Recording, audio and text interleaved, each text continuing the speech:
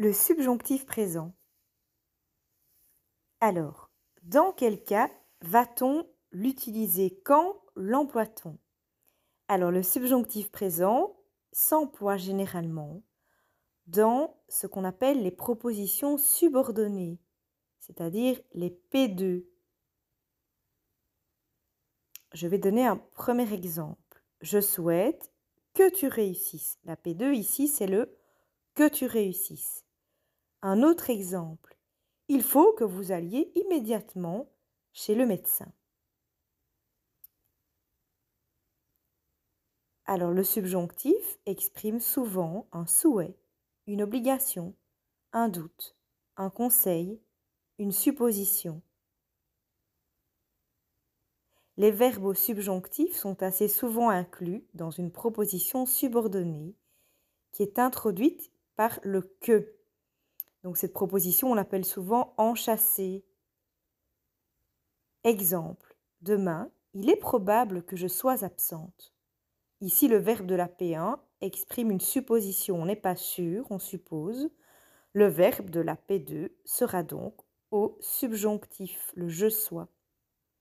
Mais si je dis demain, il est certain que je serai absente. Ici, j'exprime une certitude. Le verbe de la P2 sera donc conjugué à l'indicatif. Un autre exemple. Penses-tu que je doive remettre le travail en français demain? Ici, je vais poser une question.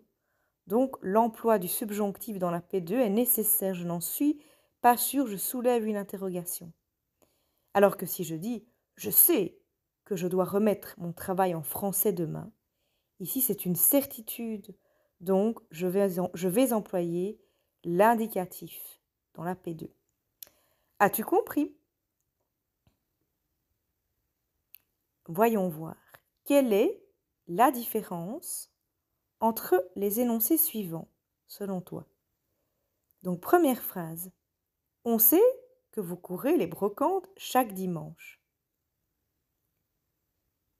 Seconde phrase. On doute que vous couriez les brocantes chaque dimanche. Quelle est la nuance entre ces deux phrases-ci? Alors, as-tu fait la distinction? Réfléchis bien, il y a une nuance entre les deux phrases. Dans le premier énoncé, en fait, on exprime une certitude. On sait que, on affirme que vous êtes un fan de brocante. Vous y allez chaque dimanche. Alors que le second énoncé exprime le doute. On doute que vous couriez les brocantes chaque dimanche. On n'est pas certain que les brocantes soient votre tasse de thé.